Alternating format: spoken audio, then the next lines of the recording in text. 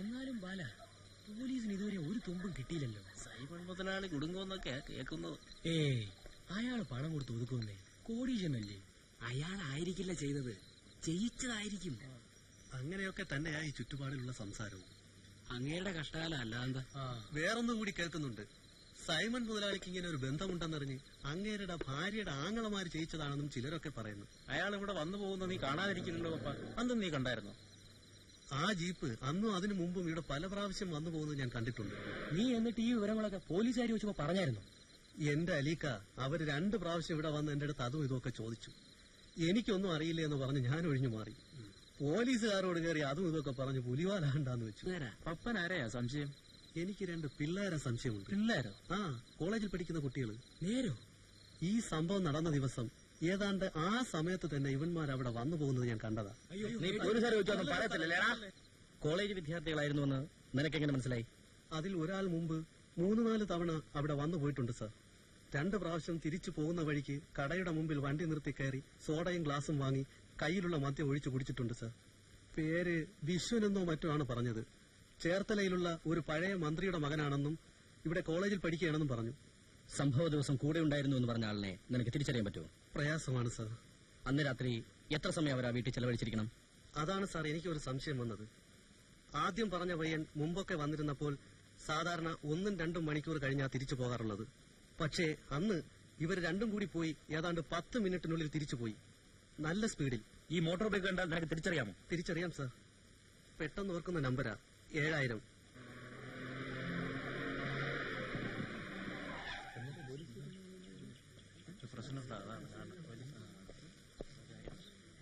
എന്താ സാർ സംഭവം? ഓ, സംഭവമായിട്ടൊന്നും ഇല്ലെന്നേ. നിങ്ങളെയൊക്കെ ഒന്ന് വെറുതെ കാണാൻ വന്നല്ലേ മക്കളെ. എന്തോ ഉണ്ടളിയാ. ഒന്നുമില്ലെന്നേ, നിങ്ങളെയൊക്കെ വല്ലപ്പോഴും കണ്ടില്ലെങ്കിലേ ഒരു സങ്കടം പോലെ. അത് ശരിയാ, പോലീസുകാരും മനുഷ്യല്ലടോ. കാക്കിക്കുള്ളിൽ ഒരു ഹൃദയമുണ്ട്. സാഹിത്യകാരനാണല്ലേ? എവിടോട്ടാ മഴ പറയുന്നത്? കഥയിലോട്ടോ അതോ കവിതയിലോട്ടോ? ഏട്ടേമാൻ രാവിലെ നല്ല ഫോമിലാണല്ലോ. എന്തോ ഏമാനോ? പുതിയ വിഷയങ്ങളൊന്നും ഇല്ലയോ? I C. വിളിപ്പിക്കാം. പാരന്റ്സിനെ അറിയിക്കണം. വരട്ടെ, പറയാം. വിശ്വനാരാ ബൈക്കിലൊന്ന് പോകുന്ന? ബൈക്കുള്ള വിശ്വൻ സെക്കൻഡ് ഇയർ ആണ് സാർ. പേര് വിശ്വനാഥനെന്നാ. അയാളുടെ കൂടെ പതിവായി ബൈക്കിൽ കയറി പോകുന്ന സ്റ്റുഡന്റ് ആരെങ്കിലും ഉണ്ടോ? ഗോപകുമാർ ആയിരിക്കും. അതേ ക്ലാസ്സിൽ തന്നെയാ. 2 പേരെയും വിളിക്കേ. ശരി sir. It is very unfortunate. We will definitely help you. Thanks sir.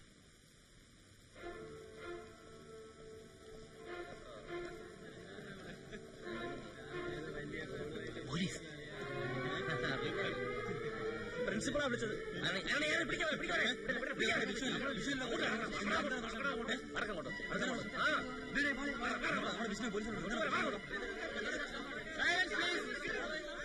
അവിടെ ആ മുറിയിൽ സംസാരിക്കാം. അറിയാമെന്നതാണ്. പ്ലീസ് ഉണ്ടാക്കരുത്.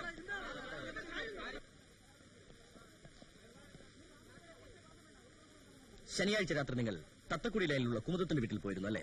ഇല്ല, എങ്ങും പോയിട്ടില്ല സാർ. 2 പേരും കൂടി ബൈക്കിൽ കയറി ചെത്തി അങ്ങോട്ടും ഇങ്ങോട്ടും പോയത് കണ്ടവരുണ്ടല്ലോടാ. ഞങ്ങൾ എങ്ങും പോയിട്ടില്ല സാർ. കള്ളം പറഞ്ഞാലുണ്ടല്ലോ. പോയിരുന്നു സാർ. മിണ്ടല്ല വിഷയം. അയ്യോ, എന്തിനാണ് അവളെ കൊന്നത്? ഞങ്ങൾ ആരെയും കൊന്നിട്ടില്ല സാർ. അറിയിക്കണേ, എന്തിനാ അവളെ കൊന്നതെന്ന്? ഞങ്ങൾ ആരെയും ഒന്നും ചെയ്തിട്ടില്ല. പിന്നെ എന്തിനാ അവിടെ പോയി? ഞാൻ മുമ്പ് അവിടെ പോയിട്ടുണ്ട്. അവരെ കാണാൻ. ഞാൻ പോയിട്ടില്ല സാർ. മിണ്ടോടാ. നീ എങ്ങനെയാ അവരെ പരിചയപ്പെട്ടത്? ഒരു സുഹൃത്തുകൊണ്ടായി പരിചയപ്പെടുത്തിയതാ. സുഹൃത്തിന്റെ പേര്? രാമദാസ്. വീട്? കൊല്ലത്ത്. എന്താ അയാളുടെ ജോലി? രാഷ്ട്രീയമാണ്. അച്ഛൻ മുൻമന്ത്രിയാണെന്ന് പറഞ്ഞല്ലോ സാർ. അച്ഛനുണ്ടോടാ അവിടെ പറ്റുവരവ്? കൊല്ലത്തുള്ളയാൾ പതിവായി ഇവരുടെ വീട്ടിൽ വന്നിരുന്നു? ഇല്ല സാർ. 2 മാസം മുമ്പ് അയാൾ വന്നപ്പോൾ ഇവിടത്തെ ഏതോ ഹോട്ടൽ വെച്ച് ഈ സ്ത്രീയെ കണ്ടു. അവർ മുമ്പ് പരിചയക്കാരായിരുന്നതുകൊണ്ട് രാമദാസിനെ വീട്ടിലേക്ക് ക്ഷണിച്ചു.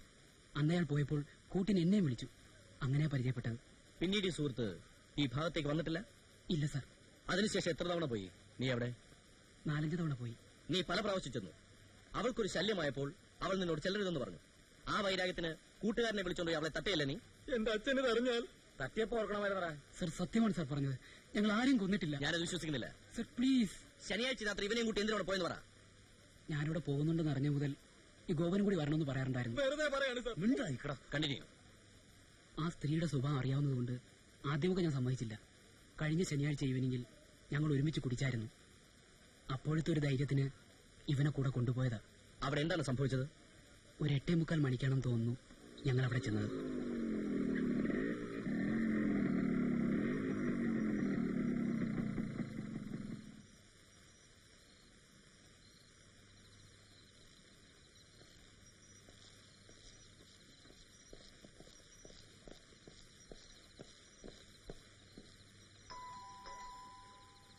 ഞാനാ വിശ്വൻ, കഥ തുറക്ക്.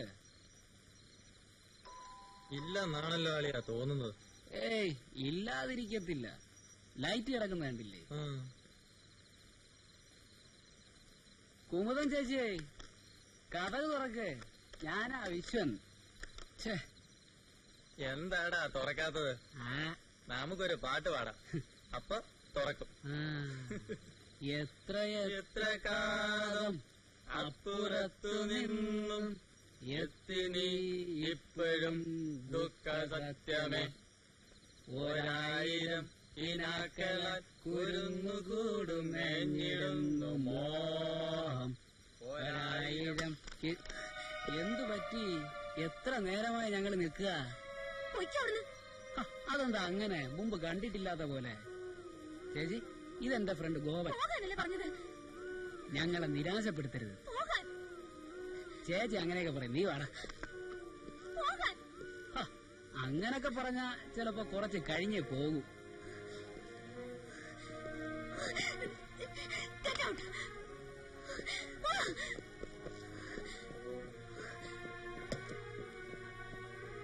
ഇതാണ് സാർ സംഭവിച്ചത്. ഇതാദ്യം സംഭവിച്ചു. തിരിച്ചു വന്ന നിങ്ങൾ കൂടുതൽ മദ്യപിച്ചു. തയ്യാറെടുപ്പോടെ വീണ്ടും അവിടെ ചെന്നു, കൊന്നു. ഇല്ല സാർ, ഇങ്ങനൊന്നും ഉണ്ടായിട്ടില്ല. ഉണ്ടായിട്ടില്ല നീ പറയുന്നത് ഞാൻ വിശ്വസിക്കണം. ഇവരെ സ്റ്റേഷനിലേക്ക് ഉണ്ടോ? അറിയില്ല. എന്റെ അച്ഛനും അറിയും സാർ. നിന്റെ അച്ഛൻ മാത്രമല്ല എല്ലാരും അറിയൂടാ. ഈ സ്റ്റുഡൻസിന്റെ ഇൻവോൾവ്മെന്റ് ഇതിൽ കൂടുതലുണ്ടെന്ന് എനിക്ക് തോന്നുന്നില്ല.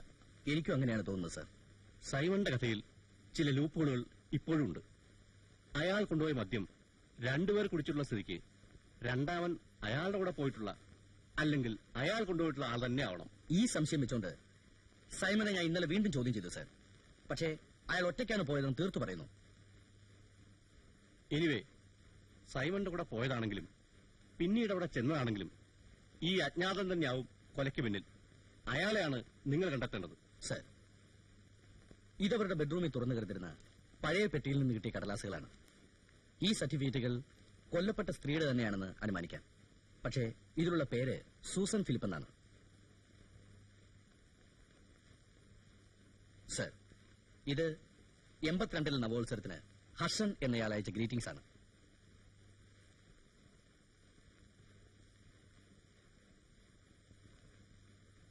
ഈ തൊഴിലിൽ ഏർപ്പെട്ടിരുന്ന സ്ത്രീകൾ സാധാരണ